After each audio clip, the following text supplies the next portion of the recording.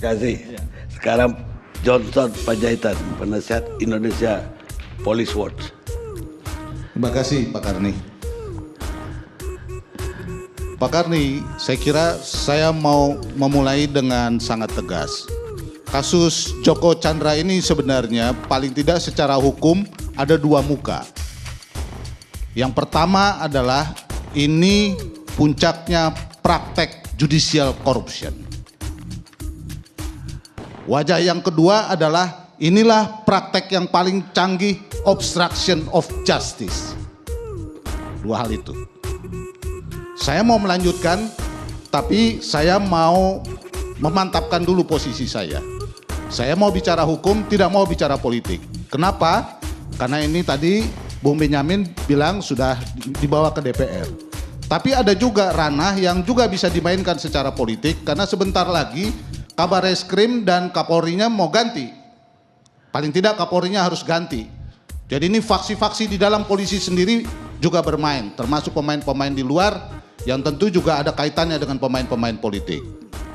Jadi saya mau katakan dari dua hal yang penting tadi saya katakan itu, saya mau bicaranya soal hukum. Baik. Ya. Nah, Pak Karni, ini paket cukup lengkap sebenarnya. Pengacaranya ada, jaksanya ada, kemudian polisinya ada, kemudian juga orang pengadilannya ada. Ini yang baru yang ketahuan. Paketnya cukup lengkap dari aparat penegak hukum. Cukup lengkap menurut saya. Nah, kalau di politik itu kekuatan yang tidak resmi dan paling kuat prakteknya di Indonesia itu namanya oligarki, Pak Karni. Oligarki. Nah, kalau di hukum dia bukan namanya oligarki, tapi mafia. Dan masyarakat sudah menamakan mafia-mafia ini ada dua yang agak terkenal. Yang pertama Matius, mafia peti es kasus.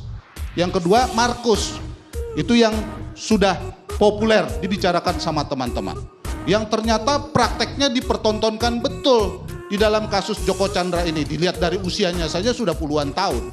Tetapi cara kita menangani di negara ini kayak begini terus, diberakin terus. Ya. Jadi ini yang malu bukan cuma polisi, seluruh bangsa ini. Ya, nggak kira-kira lagi andalan kita NCB aja di internasional kayak begini cara menanganinya. Pak Karni, menurut saya dan saya baca di mana-mana secara teori, cara melawan mafia itu cuma dua. Dengan cara intelijen atau dengan cara mafia itu sendiri atau gabungan dari keduanya. Jadi nggak bisa kita bicaranya normatif, melawan praktek mafia komplit seperti ini menurut saya. Nah, pertanyaannya sekarang adalah kita mau mulai dari mana agar sutradaranya bisa ketangkep. Menurut saya dua hal yang harus kita lakukan. Yang pertama tentu adalah mengejar Joko Chandranya sendiri.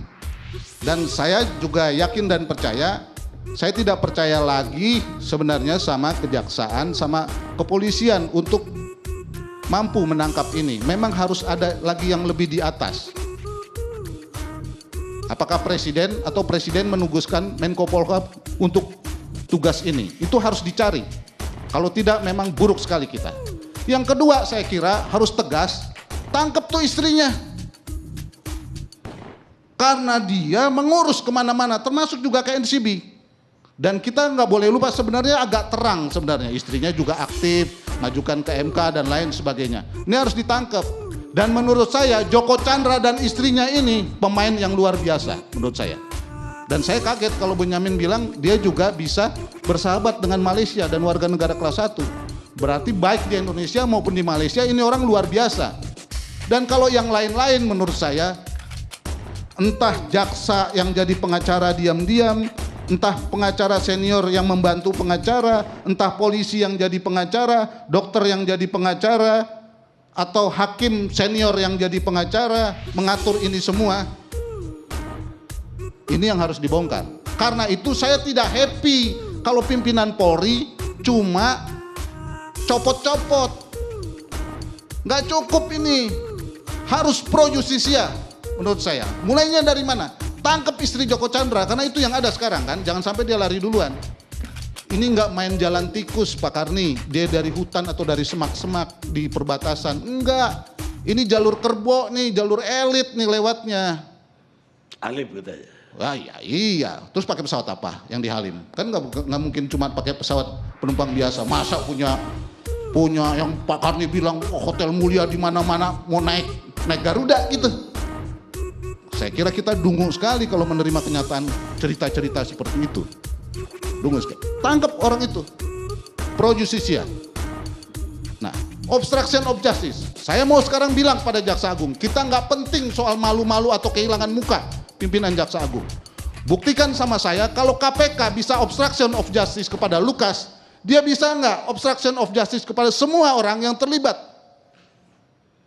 Sehingga PK itu bisa diberlakukan seperti ini, kemudian jaksa sampai sekarang tidak bisa mengeksekusi. Kalau enggak mundur aja deh. Nggak perlu tuh forum-forum di DPR yang normatif-normatif gitu. Nggak penting bagi saya. Nggak penting. Ya. Di saat-saat kita lagi menderita kayak begini, kok orang seenak-enaknya seperti itu. Dengan segala rasa hormat saya pada para senior saya di sini. Karena kalau kita mau normatif Pak Karni, saya harus bicara diri saya sendiri. Terus kalau yang terjadi itu advokat, terus advokatnya cuma di kode etik kan gitu. Begitu, kalau polisi ditindak-tindak, dicopot, kejaksaan juga mungkin nanti jarinya dicopot gitu ya. Kalau panitera mungkin kalau kena kecopot. Kalau pengadilan agak ketolong dia. Ya. Kenapa saya bilang begitu Pak Karni? Menurut saya sebagai orang yang masih berpraktek sampai sekarang dan saya melihat ini sebenarnya sudah diatur semuanya, PK-nya. Cuman bagaimana mengatasi kendala-kendala ini? Kendala waktu, prosedur, ya. Kendala harus hadir, kendala substansi. Maksudnya tadi disebut-sebut memori. Maka yang dimainkan adalah memanipulasi surat edaran Mahkamah Agung, ya, seolah-olah dia datang atau kita tarik mundur lagi dia urus KTP, dia urus paspor dan lain sebagainya, itu semua ada kepentingannya Pak, termasuk COVID-nya, itu semua ada kepentingan, bukan tiba-tiba begitu. Karena itu menurut saya orang yang memberikan surat jalan itu simpul Pak. Simpul dari jaringan mafia yang memang cukup penting karena dia yang ke NCB, dia yang bikin rapid, dia yang bikin surat jalan, mungkin dia juga yang mengawal sehingga bisa naik pesawat lewat jalur kerbo itu yang elit itu. Ya. Nah, sekarang bagaimana kita harus memulai ini semua supaya jangan sampai terulang lagi. Saya kira ini bukan soal koordinasi, ya. Ini memang memporak-porandakan bangunan hukum yang sedang kita bangun. Ya. Jadi menurut saya sekarang ini mari kita mulai dari titik yang paling genting, yaitu Joko Chandra dan istrinya. Belum dapat Joko Chandranya, istrinya dulu, periksa semua, baru setelah itu merambat. Karena kalau ini dibiarkan terus, ini pinter banget ngurusnya kemana-mana. Kemana-mana Pak. Jadi bukan pengacara aja menurut Anda? Enggak, pengacaranya itu kan orang yang diminta dikasih kuasa. Alat, kebetulan alat ini mau dipakai apa aja, termasuk juga melanggar kode etik dan melakukan tindak pidana obstruction of justice. Pak, Lukas itu dia menasihati, menganjurkan saja dia kena. Walaupun dakwaannya dia dengan sengaja. Tapi putusan Mahkamah Agungnya kan, Lukas aja yang di kalangan pengacara katanya hebat aja bisa kena oleh KPK. Jaksa Agung buktikan kalau dia bisa kenakan orang-orang seperti ini. Supaya kita bisa yakin bahwa obstruction of justice tidak berlalu lalang terus menerus. Nah yang juga penting Pak Karni begini, ini soal keadilan nih. Saya sedih juga karena sambil ada rasa takutnya. Kalau DPR, pengadilan, kejaksaan, kepolisian tidak bisa menegakkan kebenaran dan keadilan, jangan-jangan justru hacker yang bisa menegakkan kebenaran dan keadilan di mata rakyat.